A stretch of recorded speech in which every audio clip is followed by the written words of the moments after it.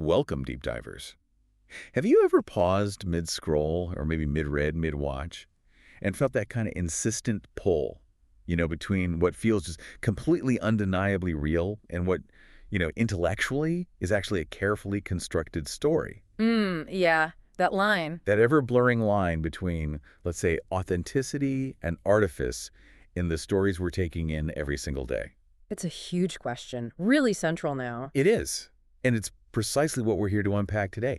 We're taking a deep dive into the mind and, frankly, the radical work of an author and filmmaker who hasn't just explored these boundaries. No, he's been actively shaping them for decades. Exactly.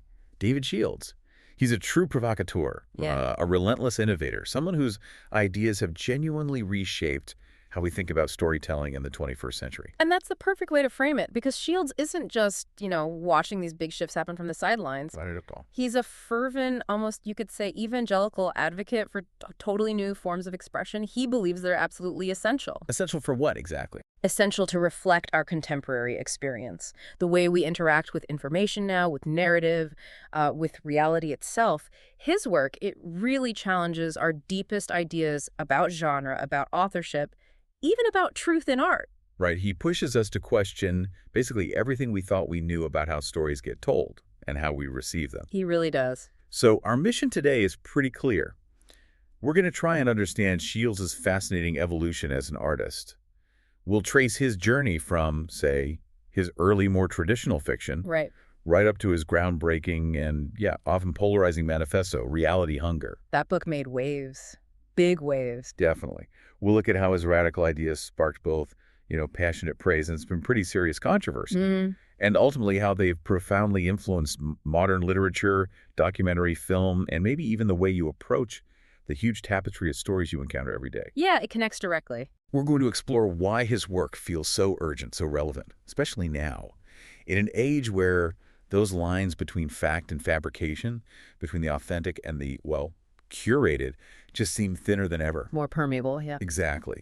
So to really get a handle on where Shields' ideas came from, this relentless drive to challenge artistic norms, his skepticism towards traditional stories, we need to rewind a bit. Go back to beginning. Yeah, go back to his origins, to the environment where his thinking was really forged. David Shields, born in Los Angeles, 1956, into what's described as a lower middle-class Jewish family. Okay. Now, his parents weren't, your typical suburban couple. Both were journalists. Ah, that's interesting, right there. Huge clue about the intellectual and maybe ethical climate he grew up in. His mother was the West Coast correspondent for The Nation for years, a political activist deeply involved. Her life was about pursuing truth, exposing power. Wow, The Nation. Serious stuff. Totally. And his father, a speechwriter for progressive politicians, a wordsmith, crafting messages to persuade, to inspire, to frame public debate. So words and truth, and the framing of truth, were central from the start. Can you imagine the dinner table conversations? Yeah. Not exactly small talk, I bet. Probably not, no. Then, 1962, Shields is just 6. The family moves to San Francisco. Right into the heart of it all, the anti-war movement, the civil rights movement.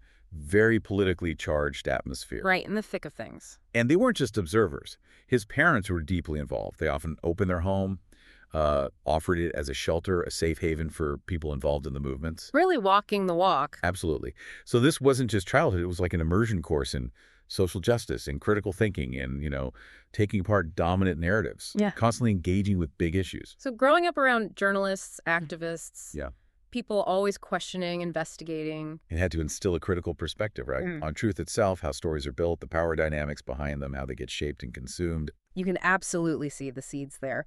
For his later work questioning artistic authenticity, the whole fabric of storytelling, he was almost predisposed to ask, what's real here and how is it being presented? Exactly. But what's really fascinating, I think, is that while he's absorbing all this critique, this deconstruction, he's also getting this incredibly strong traditional grounding in literature. Right. He wasn't just rebelling blindly. He knew the forms first. Precisely. He mastered them before he started dismantling them.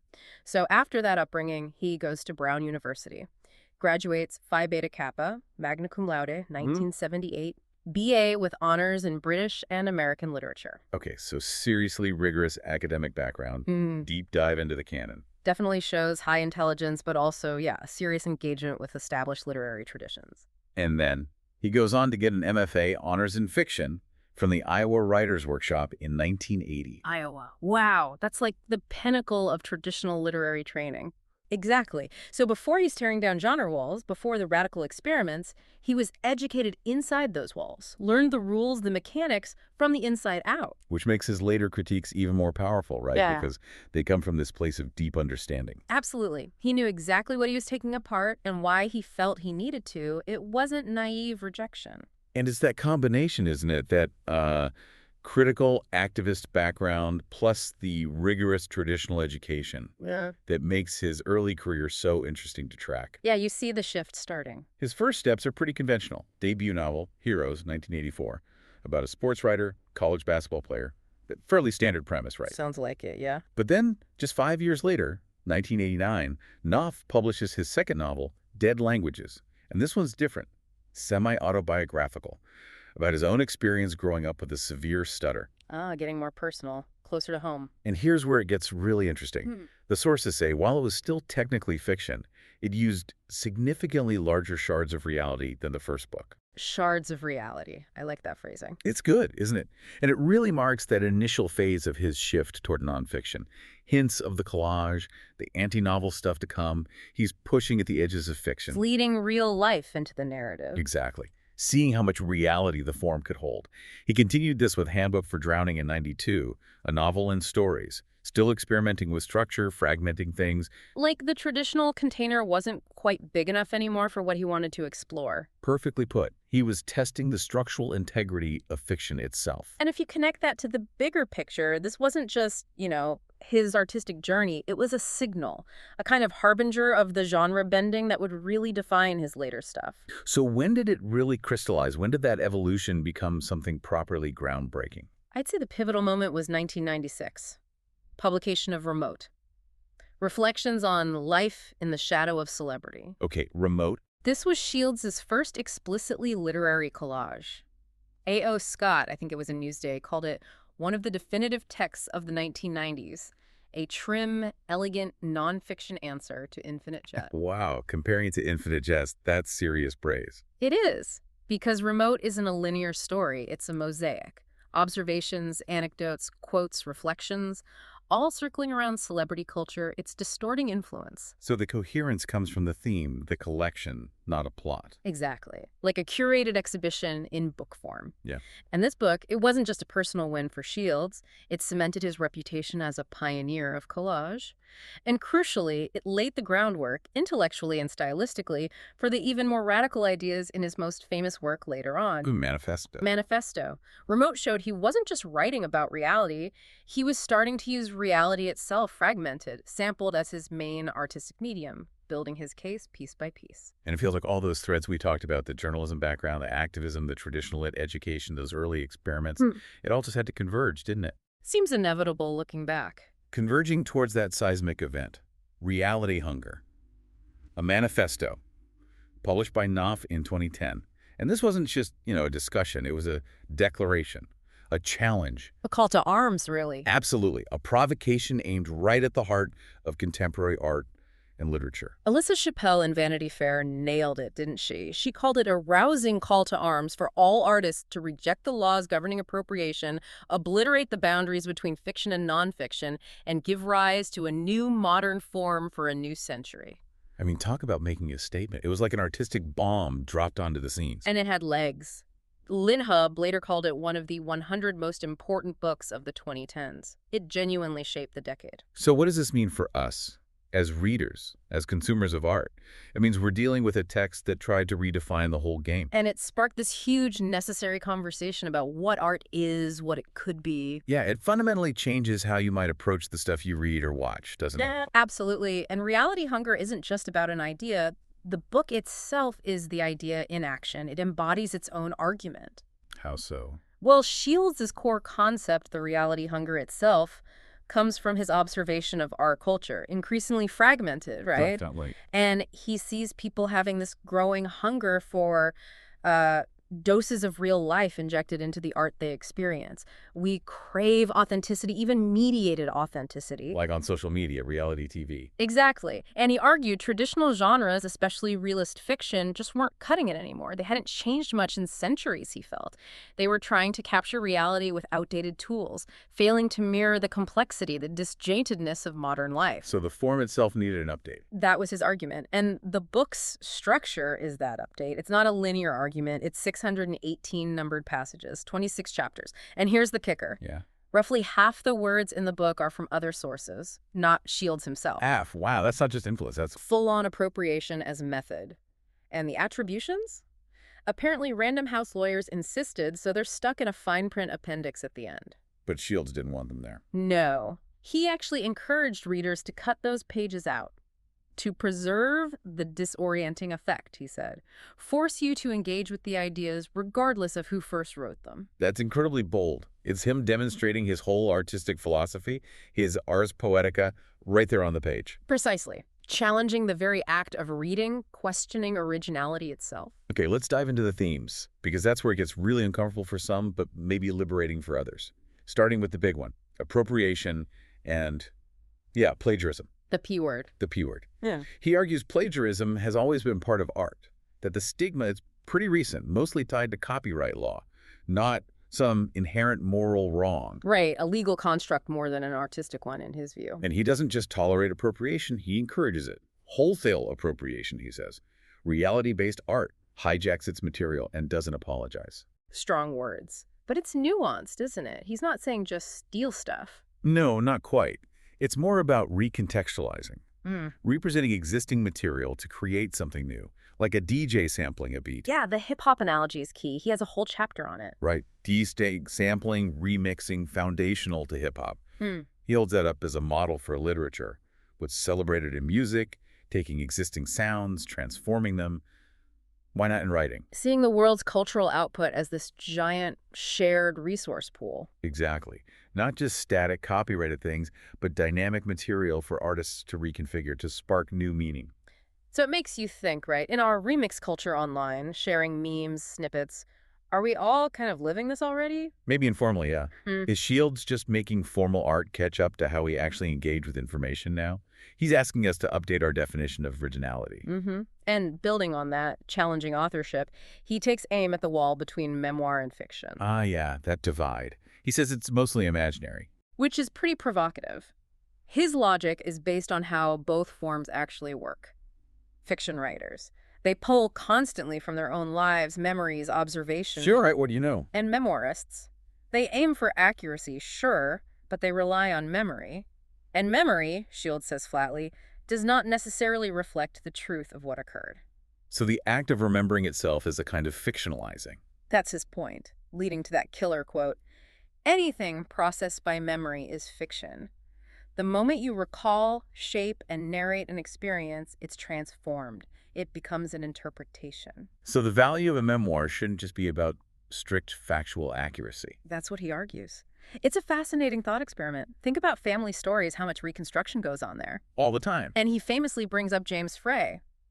A million little pieces. Oh, yeah, the big scandal. He made stuff up. Right. Huge public outcry. Oprah got involved. But Shields' take was different. He said Frey's real mistake wasn't lying. It was apologizing. Really? Shields wrote, "I'm disappointed not that Frey is a liar, but that he isn't a better one."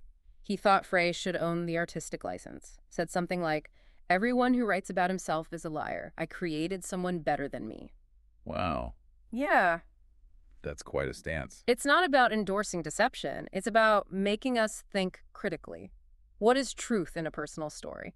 Factual accuracy? Or emotional truth? Artistic truth? It forces you to see narrative as interpretation, always. Yeah. Regardless of the label. Exactly. Making us question our own demands for a true story. And this breaking free from structures, from categories, that leads right into his next big theme, right? The call for new forms. Absolutely. He puts huge importance on artists not just working within forms, but actively creating new ones. Forms that better fit our reality now. Because genre boundaries. Our limitations, confinement. He calls genre that famous phrase, a minimum security prism. Love that. His belief. Those boundaries need constant bending, breaking, blurring. Because life isn't neat, it's messy, fragmented. defies easy boxes. And the form he champions most is collage. Yes. Reality Hunger itself is a literary collage. He calls it an evolution beyond narrative. Why an evolution? Because, he argues, traditional narrative beginning, middle, and conflict resolved, it forces a false sense of order onto the world. It suggests resolution is inevitable. Like stories have to make sense, have a neat ending. Right. And Shields challenges that directly. He says, story seems to say that everything happens for a reason, and I want to say, no, it doesn't. That hits hard. Because we are conditioned to expect that narrative arc in everything. We are. We look for cause and effect, for meaning, even when it's not there. And collage, for Shields, is more honest. It's fragmented, open-ended. It reflects life's ambiguity. Doesn't pretend to give you answers. Exactly. It invites you to grapple with the questions, like looking at a fractured mirror, each piece shows something, but the whole picture is incomplete, complex, more like reality. Yeah, that makes a lot of sense. And what's really striking is he didn't just write the manifesto and stop. He lived it in his work afterwards. Kept putting those ideas into practice. Vigorously. In the decade after Reality Hunger, he published, a dozen more books. Many collaborative, almost all trying to embody that ars poetica. It wasn't just theory, it was his blueprint. He walked the talk. Totally. Look at Salinger, 2013, co-written with Shane Salerno, a New York Times bestseller. The oral biography. Right. It defied nonfiction conventions. No single author voice driving it. Instead, it pieces together interviews, letters, accounts, a mosaic portrait from primary sources. John Walsh in the Sunday Times called it stupendous, said the world wouldn't need another Salinger bio. High praise indeed. Then there's, I think you're totally wrong, A Quarrel in 2015 with Caleb Powell. Oh, the Book of Arguments. Essentially, yeah. Yeah. Transcribed conversations, emails, two guys with very different views, praised for erasing that boundary between the public mask and the private self. Leslie Jameson said the goal wasn't agreement, but collaborative inquiry, letting readers into the messiness. So applying the collage fragment idea to relationships, dialogue. And other collaborations did too. Jeff, one lonely guy using dating profile material, that thing you do with your mouth, the as told to sexual autobiography, all showing art made from raw life, assembled, reassembled.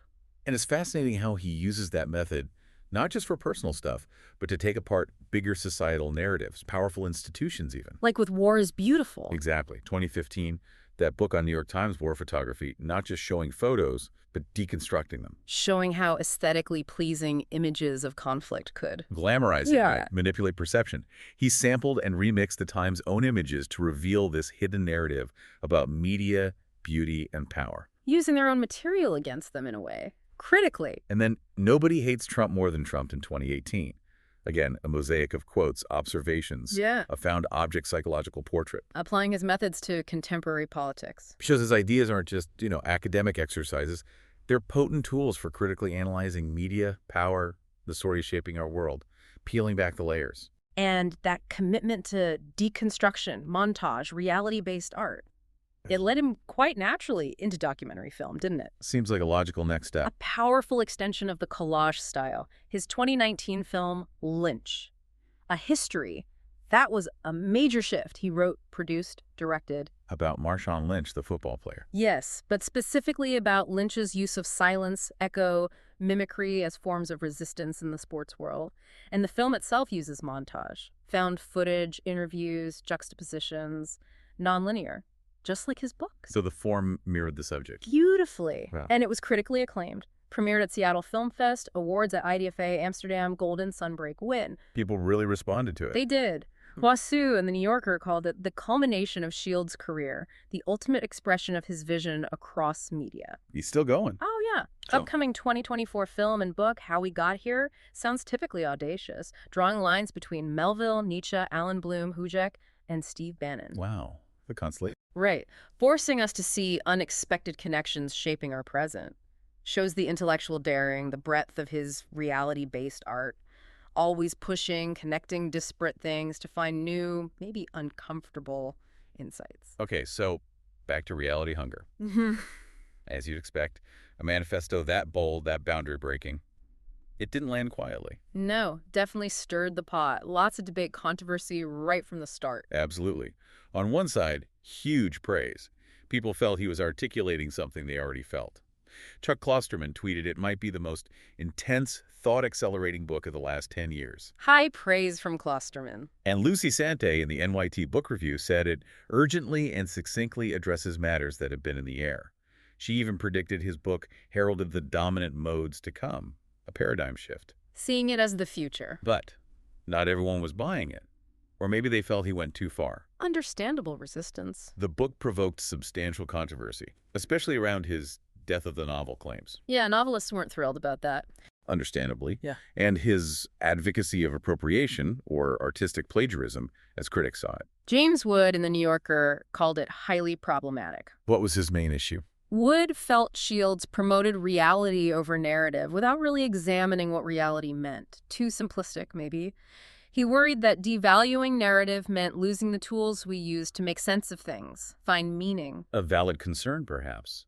Did Wood dismiss him entirely? No, and this is key. Even Wood conceded that Shields' arguments about the tediousness and terminality of current fictional convention are well taken. So even critics admitted he was onto something, that he identified a real problem even if they didn't like his solution. Exactly. He hit a raw nerve, forced a conversation, even a contentious one, made people re-examine assumptions. That's often the mark of influential work. Right, it makes things happen. And that impact, that catalyzing effect, is why reality hunger has been so influential on 21st century nonfiction, on autofiction, on documentary film. It shaped the landscape. Definitely. It gave artists permission, almost, to blur lines, experiment with form, engage more directly with the raw, messy stuff of life, break out of that minimum security prison of genre. Find new ways to talk about modern life. And this influence isn't just theory. Look at the recognition he's received over his career.